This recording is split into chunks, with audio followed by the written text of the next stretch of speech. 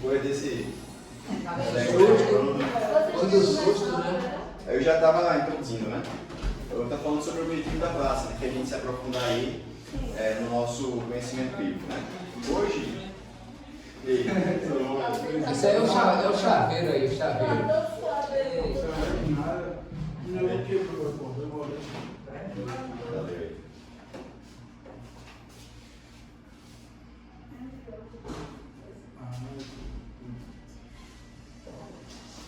Então, o tema que a gente marcou para estudar hoje é sobre o que a Bíblia fala sobre o tempo do fim. Então, a gente vai ver aí um pouco sobre escatologia, mas a gente nem vai para o Novo Testamento hoje. A gente só vai falar sobre o Antigo, principalmente agora que a gente não tem muito tempo, né? Então, tenta aparece os dois slides aqui. Clica em um e aperta em delete. Delete aí. Clica, delete.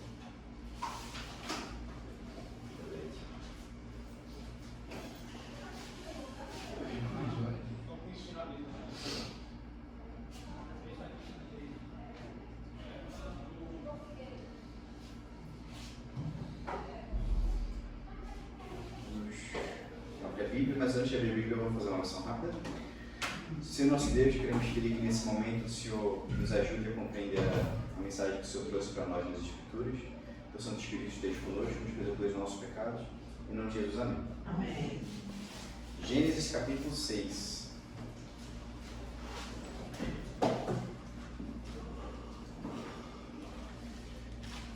Verso 5. Gênesis capítulo 6, verso 5.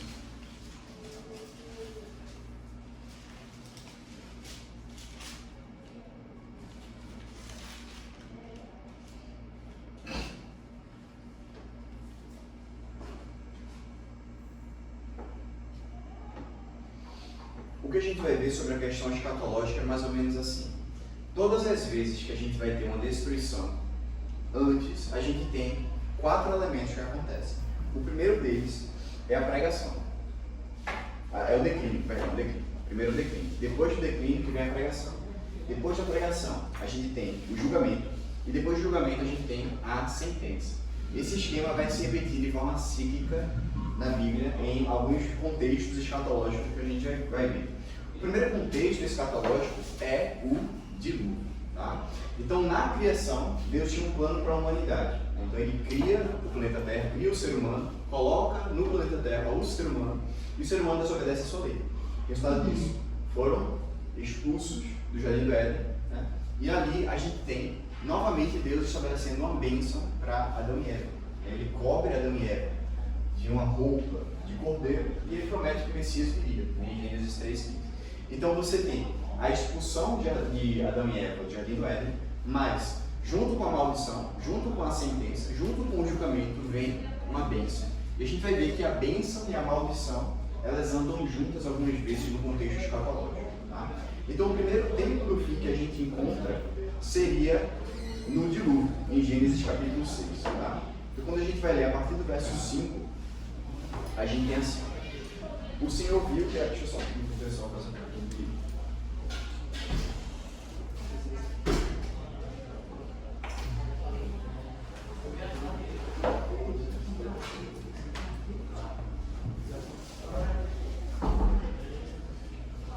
Capítulo 6, a partir do verso 5, diz assim: o Senhor viu que a maldade das pessoas havia se multiplicado na terra, que todo o desígnio do coração delas era continuamente mal.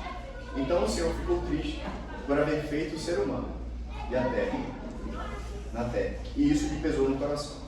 O Senhor disse: farei desaparecer da face da terra o ser humano que criei. Destruirei não apenas as pessoas, mas também os animais, os seres que rastejam e as aves dos céus, porque estou triste por havê-los feito. Porém, Noé encontrou favor aos olhos do Senhor. Verso 9. São essas as gerações de Noé. Noé era homem justo e íntegro entre os seus contemporâneos. Noé andava com Deus. Gerou 3 filhos, Sem, Cão e Jafé. A terra estava corrompida à vista de Deus e cheia de violência. Deus olhou para a terra e eis que estava corrompida, porque todos os seres vivos haviam corrompido o seu caminho na terra. Então esse seria o primeiro contexto escatológico que a gente encontra na Bíblia. Então o que é a escatologia? Escatologia tem a ver com a volta de Cristo, tem a ver com como é que eu posso dizer? Um momento de interrupção na história da humanidade. E esse primeiro momento de interrupção seria o dilúvio. E nesse contexto, a primeira coisa que a gente encontra no contexto de Noé é o declínio espiritual. Então vou colocar aqui, tá? A primeira coisa que acontece aqui é o declínio. Okay?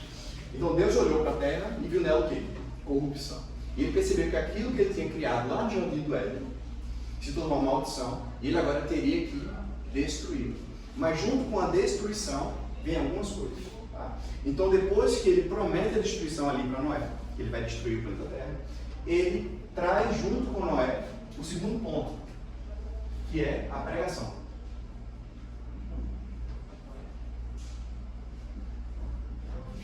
E durante 120 anos, Noé prega que a terra seria destruída.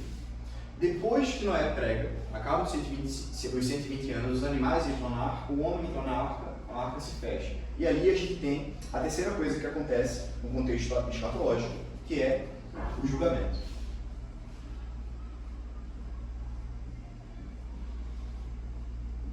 Noé entra na arca, os animais entram na arca, e Deus diz agora, depois de 7 dias a chuva virá. E quando a chuva começa a cair, de fato, a gente tem o quarto ponto, que é a sentença.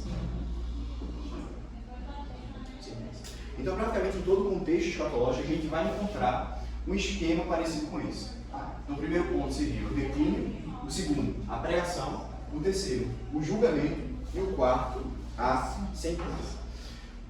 A linguagem hebraica descrita nesse contexto, em Gênesis capítulo 6, Gênesis capítulo 7 e Gênesis capítulo 8, é muito semelhante à linguagem de Gênesis, da criação. Existe um paralelo no dilúvio e na criação de Deus. Então é como se o dilúvio funcionasse como uma recriação. É como se o dilúvio fosse um novo Gênesis 1 e 2. É como se o dilúvio fosse um renascimento da humanidade. E a gente vai ver alguns desses aspectos. Então, por exemplo, o dilúvio faz a Terra voltar ao estado original em que a Terra estava antes da criação. Qual era o estado que a gente tinha da Terra antes da criação? A Terra estava sem forma e vazia, havia trevas sobre a face do abismo e o quê? O Espírito de Deus pairava por sobre as águas, certo? Então a gente encontra no dilúvio a Terra o quê? Cheia de água, não tinha luz. Por que não tinha luz? Porque estava chovendo e o que você encontrava no céu era nuvem, ou seja, a luz não entrava. Você não tinha luz, tinha trevas. E você tinha o Espírito de Deus ali agitando as águas do dilúvio. A mesma cena que a gente encontra em Gênesis capítulo 1, a gente encontra agora no dilúvio. E assim como a terra estava sem forma e vazia em Gênesis 1 e 2, ele começa a criar, através de 7 dias, ele também começa a recriar tudo a partir do dilúvio. E a gente encontra um paralelo em relação a esse período pós-diluviano e os dias da criação. Então, por exemplo, em relação ao primeiro dia, depois que a chuva cessa, as nuvens se dissipam. E o que é que aparece? A luz. Então, a luz aparecendo ali, naquele contexto do dilúvio, é como se a gente tivesse o primeiro dia ali da recriação. Agora, no segundo dia, a gente tem uma coisa interessante, que é como se fosse um movimento inverso da criação. No segundo dia da criação, o que foi que Deus fez? Vocês se lembram? Ele separou as águas do firmamento e as águas sobre o firmamento. Né? No dilúvio já, a gente tem a junção dessas águas. Então, é como se fosse assim, é como se ele tivesse criado o planeta Terra e por volta do planeta Terra, imagina que isso aqui é o planeta Terra, tá? Tem uns continentes lá, isso aqui é o planeta Terra. Por volta do planeta Terra, na atmosfera, a gente tem uma camada de água por volta desse planeta Terra. E quando o dilúvio começou, foi justamente essa camada de água caindo na Terra. É como se ele tivesse criado uma camada de água e essa camada de água tivesse ficado por volta da Terra. Isso foi a separação das águas. É como se ele tivesse pego aquelas águas iniciais e tivesse colocado no firmamento. Então o que acontece no dilúvio é que as comportas do céu se abrem. E essa água que estava sob o firmamento se abre e cai na terra. Então no segundo dia, a gente tem na verdade a junção da água que estava sob o firmamento, da água com o firmamento. Então esse seria o paralelo em relação ao segundo dia da criação. E o terceiro dia, aparece o quê? A porção seca. O nível da água vai baixando e novamente você encontra a terra surgindo. Só que qual é a diferença? Novamente o inverso. Por quê? Quando a gente vai para Gênesis capítulo 1, a gente encontra no singular a porção seca, uma porção só. Só que aqui a terra já estava começando a se dividir, os continentes já estavam aparecendo. Então, quando Deus criou a terra no estado original, a terra tinha apenas um continente só. Não tinha a América do Sul de um lado, a Ásia do outro, era tudo uma coisa só, uma Pangeia, né? Só que quando a terra começa a reaparecer, ela já começa a reaparecer com os seus continentes formados, porque o dilúvio mexeu ali as placas tectônicas. Eu não sei explicar muito sobre isso, porque eu não sou não é o nome geólogo, né? Mas na UNEP, né, falando sobre isso. Mas as placas tectônicas se mexeram lá por baixo da Terra e fizeram os continentes serem separados. Né? Então a gente encontra também uma ordem inversa aí nessa questão. Né? Então a gente encontra um paralelo no primeiro, no segundo e no terceiro dia. Então note, Deus destruiu, mas ao mesmo tempo que ele destruiu, ele concedeu uma bênção à humanidade. Ele deixou a humanidade viva através da Arca de Noé. Então, qual seria a grande diferença que a gente encontra em Gênesis 1 e 2, né, em relação à criação, com Gênesis capítulo 6, 7 e 8, que é a história do dilúvio? A arca que está ali sob a água. Então, essa foi a bênção que ele deixou à humanidade. Então, o homem entrando na arca e os animais entrando na arca, ele permitiu que a espécie humana se perpetuasse. Então, junto com a maldição, vem a bênção. Então, perceba, Deus expulsa da mulher do jardim do Éden, mas ele coloca uma roupa, um cordeiro, ele promete o Messias. Junto com a maldição, vem a bênção. Ele trouxe, Deus, uma maldição sobre Caim, mas ao mesmo tempo ele trouxe uma bênção sobre Caim. Ele protegeu Caim. Quem matar Caim sofrerá 7 vezes mais a punição dele. Então, junto com a maldição, vem a bênção. Ele trouxe o dilúvio, uma maldição, mas junto com o dilúvio foi a bênção, a perpetuação da humanidade. Certo? Então, no Gênesis a gente tem os espinhos e os cardos direcionados a Eva, a gente tem os espinhos e os cardos, direcionados a Adão, as dores de parto, né, direcionados a Eva, e a expulsão do paraíso, mas a gente encontra ali a bênção. Né? E o quarto, o quinto e o sexto dia. Quando a gente vai para Gênesis capítulo 8, pessoal, que interessante. Gênesis capítulo 8, agora no verso 22.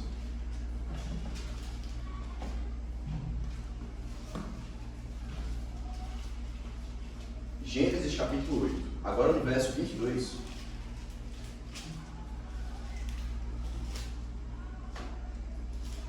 Diz assim, ó: enquanto durar a terra, não deixará de haver semeadura e colheita, frio e calor, verão e inverno, dia e noite.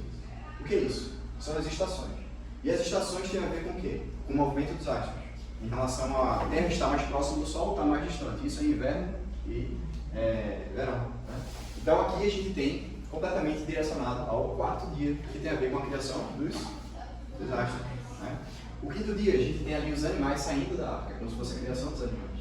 E no sexto dia, o homem sai da arca. Então a gente encontra um completo paralelo, né, entre o homem e Deus, né, entre a criação e a destruição ali.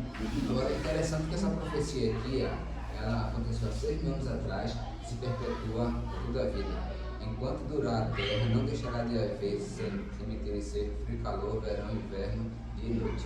Isso continua. A palavra de Deus é fiel. Exatamente. Então, a gente tem um sábado, como sendo uma aliança de Deus com o Bíblia fala que a Bíblia é mais atualizada que o relógio de hoje. Exatamente.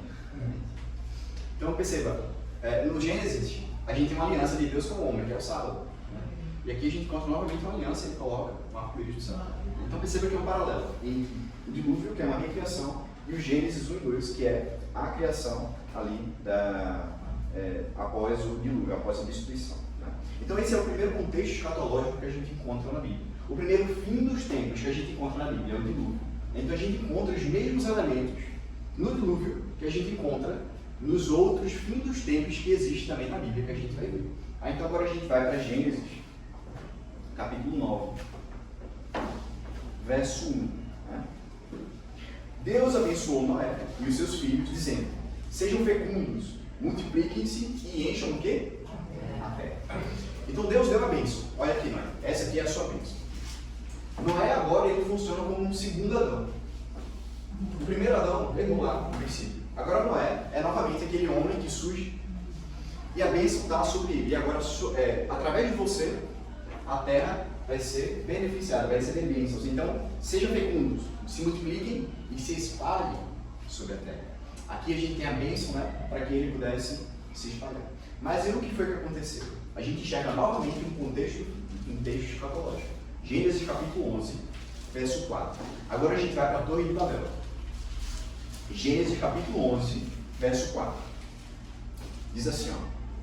Disseram, venham, vamos construir uma cidade e uma torre, cujo topo chega até os céus, e tornemos célebres o nosso nome, para que não sejamos espalhados por toda a terra.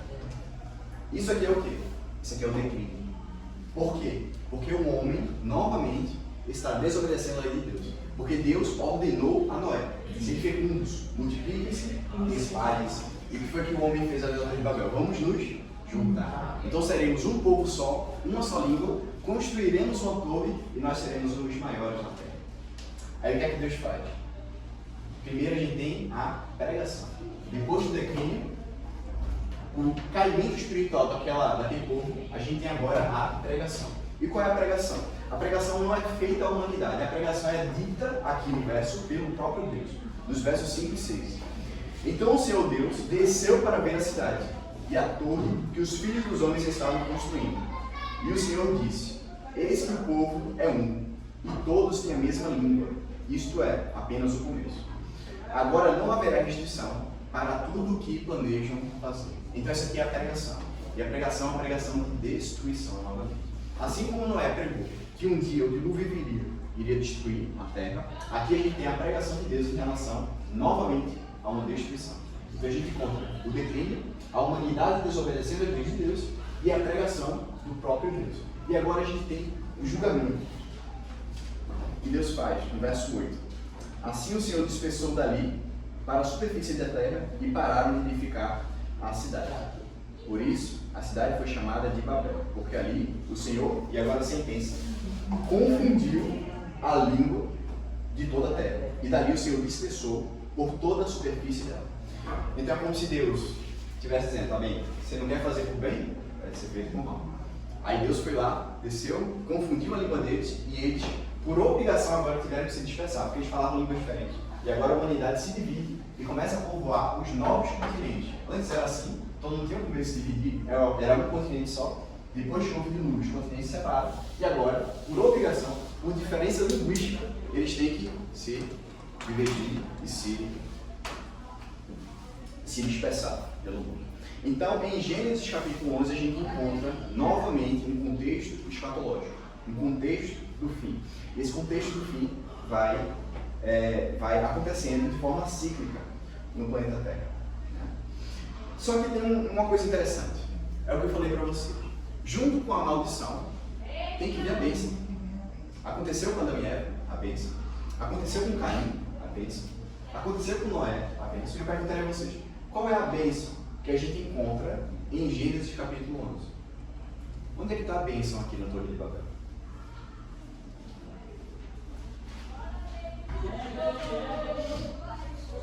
Verso 27. Gênesis capítulo 11, verso 27. São estas as gerações de Tera. Tera gerou a Abrão, Naor e Harã. E Harã gerou a Ló. Capítulo 12 agora. Verso 1. O Senhor disse a Abraão: sai da tua terra, da tua parentela, e da casa do teu pai, e vá para a terra que eu lhe mostrarei. Farei de você uma grande nação, e o abençoarei. E engrandecerei o seu nome. Seja uma bênção. Abençoarei aqueles que o abençoarem, e amaldiçoarei aqueles que o amaldiçoarem. Em você serão benditas todas as famílias da terra. Quem é a bênção no contexto de Gênesis 11? Abraão. Abraão agora surge como o terceiro Adão. O primeiro Adão seria o Adão que foi criado realmente. O segundo Adão a gente tem como sendo Noé. E o terceiro Adão surge como sendo Abraão. E agora a bênção está sobre ele. E sobre ele agora seriam benditas o quê? Todas as famílias da terra. Então perceba que o contexto do fim é cíclico. Ele se repete. Só que tem uma coisa interessante. Deus começa a agir em prol da humanidade de forma diferente. Perceba que na criação houve uma expulsão. Na segunda vez houve uma destruição completa do planeta Terra inteiro. Na terceira vez não houve destruição, mas não foi completa. Foi específico. Foi ali na Torre de Babel a destruição. Então perceba que apesar desse movimento do tempo do fim ser cíclico, Deus altera o seu trato com a humanidade. E alterar o seu trato com a humanidade é muito importante para a gente. Porque quando a gente vai vendo a alteração de Deus em relação ao trato com a humanidade, a gente vai entendendo o nosso contexto escatológico, o nosso tempo do fim. Então quando a gente vê Deus mudando a sua forma de agir, de tratar, junto à humanidade, a gente consegue entender um pouco melhor o jeito que Deus está tratando conosco hoje, num outro tempo do fim. Então quando a gente coloca esses tempos dos fins, de forma paralela, um ao lado do outro, a gente consegue entender um pouco melhor o nosso contexto escatológico. Em ti serão benditas todas as famílias da terra. Eu queria passar aí em relação ao primeiro slide. Então a gente tem aqui o primeiro slide. Então observe, Gênesis capítulo 13, o que é que a gente tem? A gente tem maldições, dor de parto, o exílio de Deus, ele expulsa Adão e Eva do jardim do Éden. A gente tem os espinhos no chão em relação a Adão, que agora ele teria que trabalhar e até agora daria trabalho a Adão. Em Gênesis capítulo 12, a gente encontra uma bênção, e a bênção é tríplica. Assim como a maldição é tríplica, a bênção também é tríplica. Então em Gênesis 12, 1 a 3, a gente tem, a partir de Abraão, trazendo uma nação, uma nova nação. Abraão seria uma bênção e Deus promete a Abraão uma terra. Quando a gente vai para Gênesis capítulo 17, a gente encontra as mesmas promessas, só que agora elas ampliadas. Elas agora recebem um nome. Então, a gente tem muitos descendentes e depois a gente tem o próprio Isaac, como sendo ali a promessa. A gente tem na bênção um paralelo com o relacionamento com Deus, em relação ao relacionamento de Abraão e de Deus. E a gente tem também uma terra, só que essa terra, em Gênesis capítulo 17, ela recebe um nome, que é a terra de Canaã. Então a gente tem, em Gênesis capítulo 17, uma ampliação das bênçãos que a gente encontra em Gênesis capítulo 12. E todo o Pentateuco é construído a partir dessas bênçãos. É como se fosse assim, perceba bem. É como se a criação tivesse que ser suficiente, só que a humanidade erra. Aí Deus faz agora uma nova criação.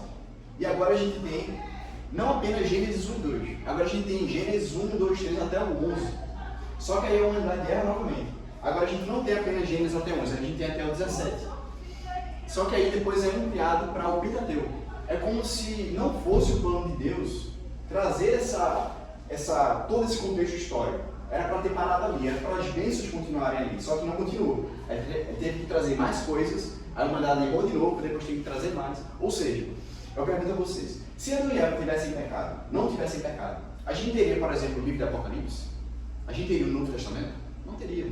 A gente tem isso porque a humanidade pecou e agora se fez necessário. Então, à medida que a humanidade foi errando, é como se a Bíblia fosse aumentando. É como se Deus tivesse que ir mandando profetas para poder advertir o povo. E a revelação de Deus aqui na Bíblia fosse aumentando e Deus fosse tratando novamente a humanidade de forma diferente.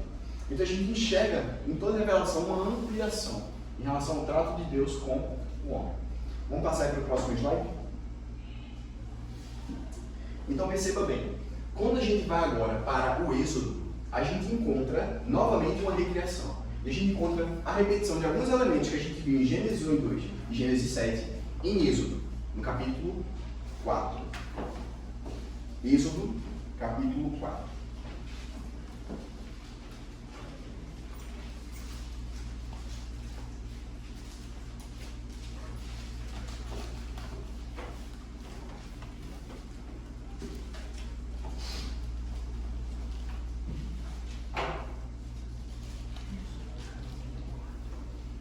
Gênesis capítulo 4.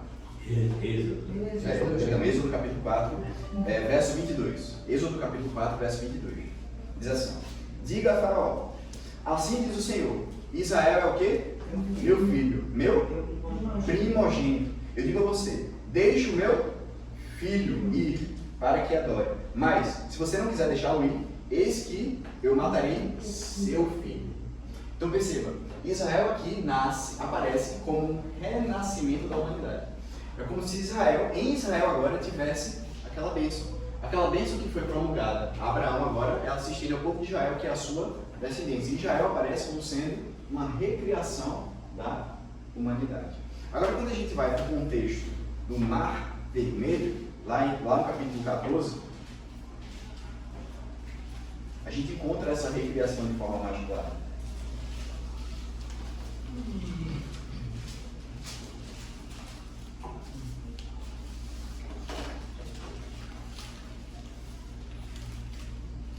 Capítulo 14.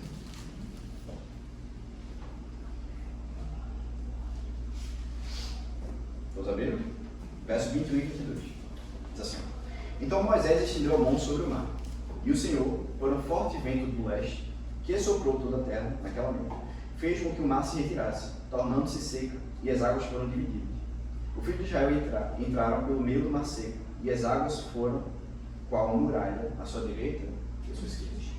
Esses versos aqui estão completamente paralelos a Gênesis capítulo 1 e 2, a criação, e a recriação do dilúvio. Aqui você encontra as mesmas palavras que a gente encontra em Gênesis 1 e em Gênesis capítulo 7. Aqui a gente encontra vento. O que foi que secou as águas do dilúvio? Deus mandou um vento, e o vento sopra e seca as águas do dilúvio. Aqui a gente tem novamente um vento, um forte vento do quê? Do leste. A gente tem um vento. Só que a palavra vento no hebraico é a palavra ruach. Ruach. Ruach. Essa palavra também é dita para Espírito Santo. Quando a gente tem Espírito Santo no Antigo Testamento, a gente tem essa palavra, ruach. Então é como se o ruach tivesse soprado, é como se o Espírito Santo tivesse soprado no Mar Vermelho. O Mar Vermelho se abriu por obra do Espírito Santo. Quando a gente vai lá para o livro de Hebreus, é interessante que a gente tem um texto em que o próprio Espírito Santo fala. Ele fala assim: as minhas obras, vocês desobedeceram as minhas obras. Ele fala lá no livro de Hebreus, é um texto bem interessante. Então a gente tem aqui o Espírito Santo, e o que a gente tem em Gênesis 1? Que o Espírito de Deus parava por sobre as águas. Então a gente tem vento, Espírito Santo e água.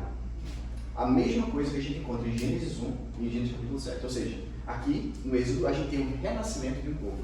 A gente tem novamente uma criação. Então em Gênesis capítulo 3 a gente chega ali, dor, exílio e espinhos, as três maldições.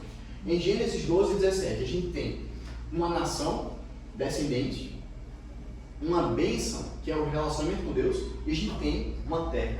Agora, quando a gente encontra o Pentateuco, Gênesis, Êxodo, Levítico, Número e Deuteronômio, a gente tem a Gênesis, o nascimento desse povo. A gente tem o exílio, Êxodo e Levítico se referem a eles estarem presos no Egito, e agora eles têm um êxodo e eles saem. Ou seja, da mesma forma que Adão e Eva foram expulsos do jardim do Éden, agora o povo de Israel sai do Egito, sai do seu exílio. E a gente tem também a terra, eles chegando em Canaã e agora habitando. Isso aí está em Números e Deuteronômio. Ou seja, todo o Pentateuco é voltado em relação àquelas bênçãos que são ditas a Abraão em Gênesis capítulo 12 e em Gênesis capítulo 17. Então a gente percebe que as coisas acontecem aí de forma cíclica. Né? Então, Moisés, aqui, Deus não atuou mais com destruição física. As promessas têm que ver com produtividade. Então a forma de Deus agora trabalhar nesse contexto escatológico não é mais na destruição.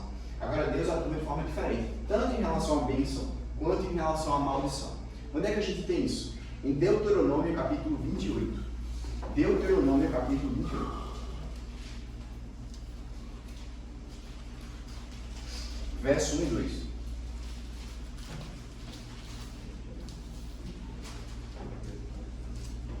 Deuteronômio capítulo 28, verso 1 e 2. Diz assim, ó: se vocês ouvirem atentamente a minha voz, a voz do Senhor, seu Deus, tendo cuidado de guardar todos os meus mandamentos que hoje lhes ordeno, o Senhor, seu Deus, exaltará vocês sobre todas as nações da terra. Se ouvirem a voz do Senhor, seu Deus, sobre vocês virão e os alcançarão todas essas bênçãos. Aí a gente tem várias bênçãos listadas aí, até o verso 14. E essas bênçãos têm que ver com produtividade. Então o que Deus está dizendo aqui é assim: se você obedecer os meus mandamentos, o que é que vai acontecer com você? O seu comércio vai prosperar, a sua colheita vai ser boa, o seu gado vai se multiplicar e a sua procriação, a sua descendência também vai aumentar. Então as bênçãos agora, elas têm que ver com produtividade. E as maldições? Verso 15. Porém, se não derem ouvidos à voz do Senhor, seu Deus, deixando de cumprir todos os seus mandamentos e os seus estatutos, que hoje lhes ordeno, então virão sobre vocês e alcançarão todas essas maldições. E o que é que tem a ver essas maldições? Essas maldições têm que ver também com produtividade. Então, se você não obedecer os mandamentos, o que é que iria acontecer com você? A sua descendência não ia se multiplicar. A sua colheita não seria fértil. O seu gado não ia se multiplicar e o seu comércio ia ruir. Então, as bênçãos agora têm que ver com produtividade. Então, perceba que a forma de Deus agir agora com a humanidade mudou. Não é mais uma destruição direta. Agora, você seria improdutivo. Você não teria descendência, você não teria colheita, você não teria gado. Então, tem que ver com produtividade. Então, perceba que aí a gente já vê uma alteração da forma com que Deus trata com a humanidade.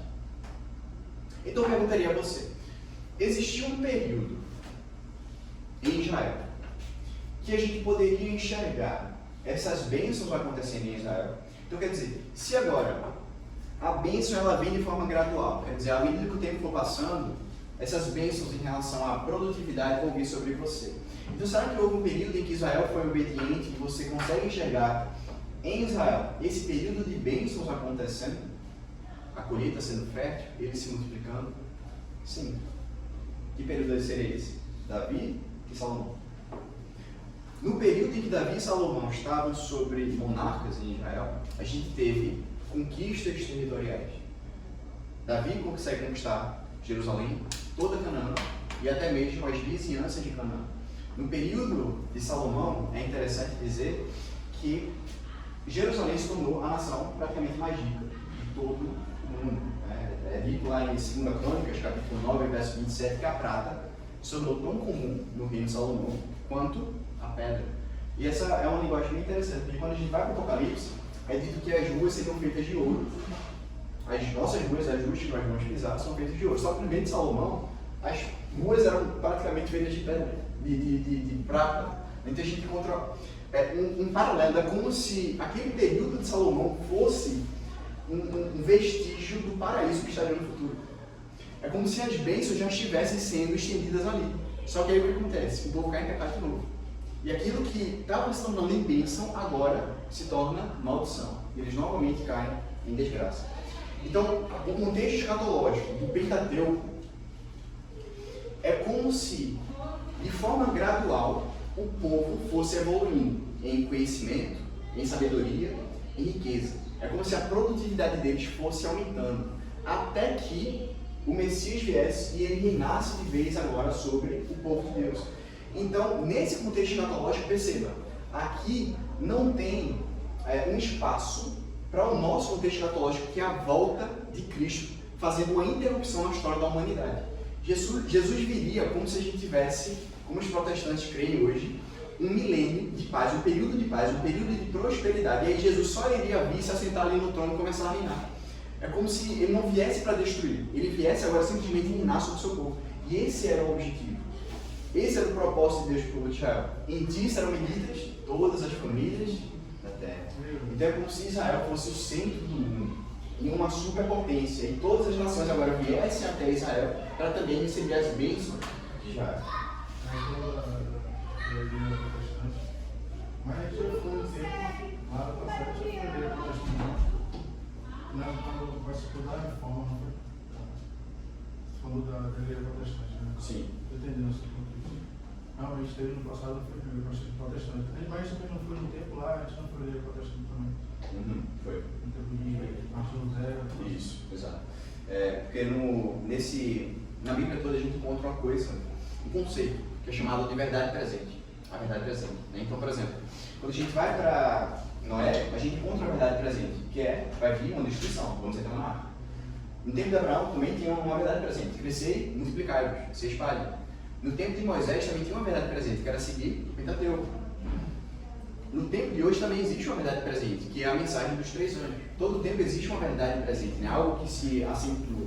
No tempo da reforma, eram as 95 teses que Lutero colocou ali. Então, eu consigo enxergar Lutero como sendo um Noé, né? Que trouxe ali a verdade presente ali para aquele momento. Né?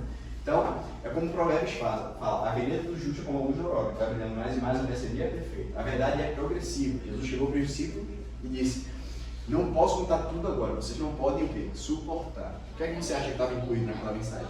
Se eu disser tudo agora, vocês não vão suportar. O que é que estava incluído ali? Ali estava incluído, por exemplo... Oi? Limite limitado. Tem que ser de forma progressiva. É por isso que por toda a eternidade a gente vai continuar estudando. Por exemplo, o sacrifício de Cristo na cruz.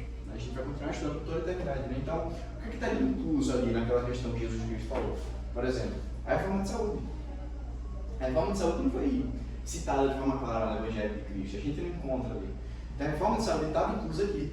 Tem muito o que vos dizer ainda, mas vós não podeis suportar. Imagina se Jesus chegasse naquela época, ó, agora você tem que deixar a carne de lado, você tem que ser vegetariano, praticar exercício físico. Aquilo não era a verdade presente para aquelas pessoas, eles estavam em um contexto diferente. Então, quando a gente vem para Apocalipse capítulo 14, isso começa a se contextualizar mais em relação a gente. Então, a reforma de saúde é uma das coisas que Cristo não falou para os discípulos porque eles não poderiam suportar, porque a verdade é progressiva. Então, Lutero ali, ele teve a verdade presente, né? Então, eu acredito que sim, Lutero foi o mensageiro de Deus e eu quero ter um bom papo com Lutero no céu, né? Pode passar aí o próximo slide? 7 horas. Certo, vamos finalizar aqui. Então, o contexto escatológico que a gente parou, Deuteronômio 28, era mais ou menos isso aqui, ó. Uma escatologia gradual e condicional. Então, se vocês forem obedientes, o que é que vai acontecer? A Jerusalém agora seria uma restauração do Éden. É como se no futuro, quando o Messias viesse, ele colocasse a árvore da vida no jardim do Éden e agora as pessoas iriam para Jerusalém e se alimentar da árvore da vida e agora serem eternos. Agora não existe mais morte. Então esse era o objetivo. Então a gente não teria, por exemplo, o Apocalipse, a gente não teria, por exemplo, o livro de Hebreus. Né? Se o povo fosse obediente, isso não seria necessário. É por conta da desobediência que o trato com Deus com a humanidade vai aumentando. Né? Então, se eles fossem desobedientes, haveria o quê? Exílio e destruição. E o que foi que aconteceu? Eles foram desobedientes. E houve exílio e destruição. E mais uma vez Deus teve que mudar o seu trato com a humanidade. Então a gente teve Gênesis 1 e 2, a gente teve o dilúvio, a gente teve Abraão, o Pentateuco se estende ali com Moisés, e novamente eles foram desobedientes. E Deus tem que mudar novamente o seu trato com a humanidade. E aí a gente entra nos profetas do Antigo Testamento. Isaías, Ezequiel e Jeremias, que a gente vai deixar para o próximo estudo. Tá? Então, a gente vai terminar esse estudo lá no Apocalipse. A gente vai estudar os contextos escatológicos, o tempo do fim, em toda a Bíblia. Tá? Então a gente terminou agora aí no Pentateuco e no próximo domingo a gente já vai continuar com os profetas. Qual era a verdade presente no tempo dos profetas? Qual era a mensagem? Qual era a bênção em relação à obediência e a bênção em relação à maldição? A gente vai ver esse trato com a humanidade se alterando até a gente chegar no Apocalipse. Ok? Vamos orar?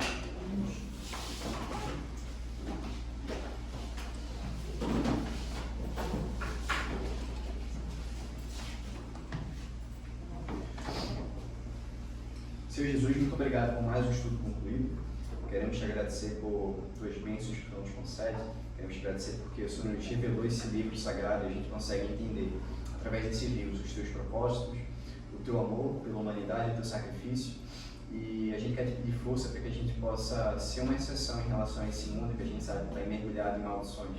Possamos ser uma bênção para esse mundo, assim como Abraão foi, assim como Noé foi, assim como Adão foi. Que a gente possa pregar essa verdade presente no tempo hoje e que esse conhecimento que a gente adquire aqui, a gente possa viver a nossa vida de forma prática e também pregar outras pessoas. Nos perdoa pelos nossos pecados, é isso que a gente pede e agradece em nome de Jesus. Amém. Amém.